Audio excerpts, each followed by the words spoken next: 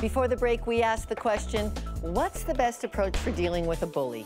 Is it punishing? Is it ignoring? Is it retraining? Here's how the audience voted. 16% agreed with punishing, 8% said just ignore it, 76% said retrain. Well, for our TV viewers, send your answers to the addresses on the screen. Well, why is it so easy to be mean?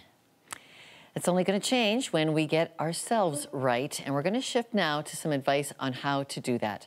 Barbara Coloroso is the best-selling author of The Bully, The Bullied, and The Bystander, Breaking the Cycle of Violence. Barbara, thank you for being with Context. Oh, it's a pleasure. It's just great to have you here. Awesome. It's so important. It is so important. You've been around the world on this. We just heard this very famous story of Karen Klein. Yes. And she said, I tried to stop bullying. I would write it up and it was just blown away. We've got programs in most schools about bullying. What aren't we getting right about this? Well, step one is we define it inappropriately. It is a conscious, willful act intended to harm where you get pleasure from somebody else's pain. But we often say it's an action that's continuous and repeated over time. But don't you think once called a gross sexual name, once dunked in the toilet, once relationally bullied on the internet matters? You see, we have to say it is often continuous and repeated. But it's an act of meanness where you attack another human being, get pleasure from their pain. And then it is often continuous and repeated. And the cyberbullying is a means of bullying. It's verbal, physical, and relational, as opposed to emotional. I think they all hit us emotionally, but verbal, physical, and relational. So we have to look at the definition first and make the distinction. And I think many schools fail to do this, as many adults do with kids, make the distinction between conflict and bullying. Conflict's normal, natural, and necessary. Our job is to teach kids to handle those conflicts nonviolently. Being mean and cruel to another human being means I put that other person outside my circle of deep caring and make them into an it.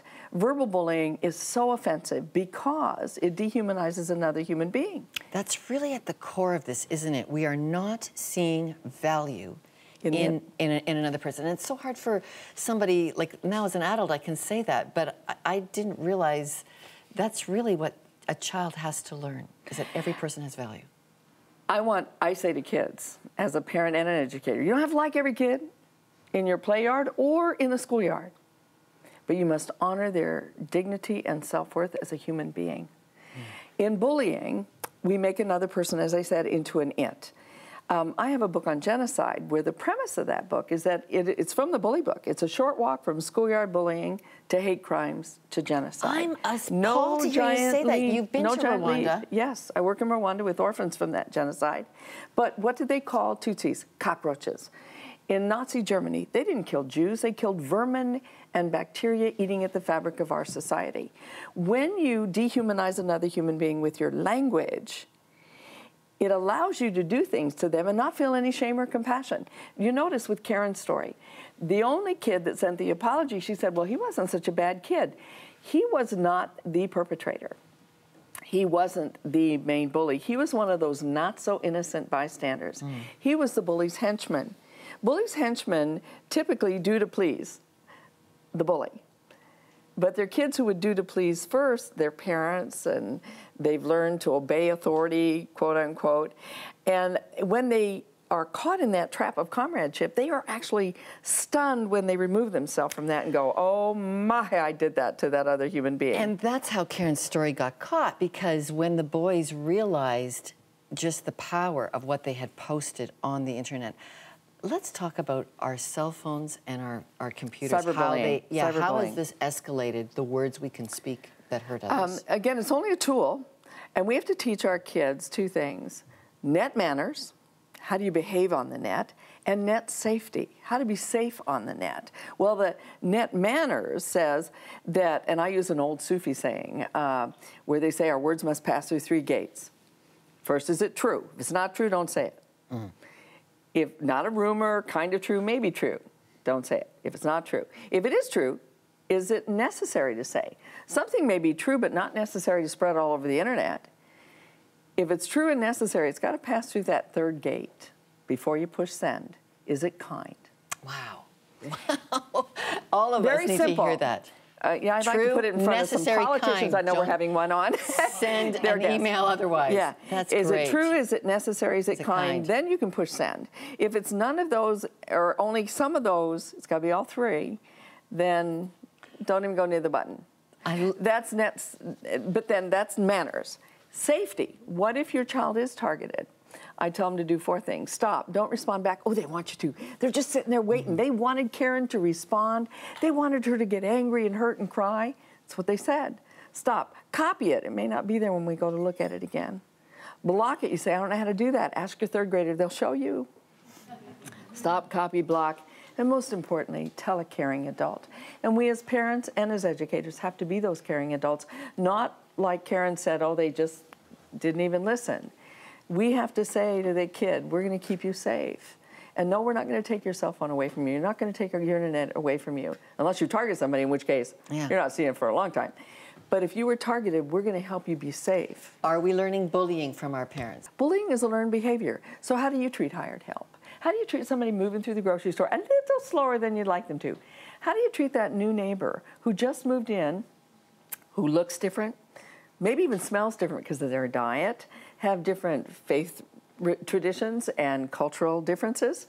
Your children are watching. And how do you treat that bigoted relative at the family gathering? Now, we all have bigoted relatives somewhere in the family tree. Some aren't on the branches yet. They're right there at the dinner table, spewing bigoted comments thinly disguised as jokes.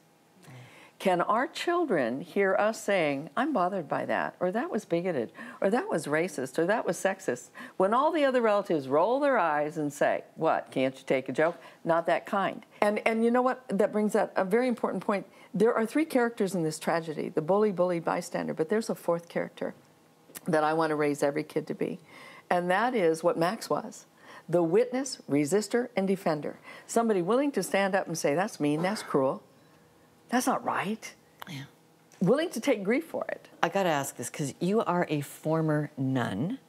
I love Obviously how you... former with a husband and 3 kids and 3 grandkids, thank you very much. And no, I didn't marry a priest. Yes, I met him after I left the convent.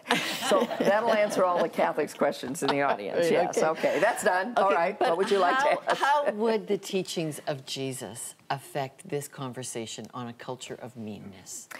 Our kids are swimming in a culture of mean. And I truly believe, I was a Franciscan, and our motto from St. Francis was, speak always the gospel. When necessary, use words. That means we have to walk our talk and talk our walk. Treat others with dignity and regard. And if we can grab those words and truly live them, basically Jesus' message was the antidotes to hating, hoarding, and harming. Care deeply about one another, share generously, and help willingly.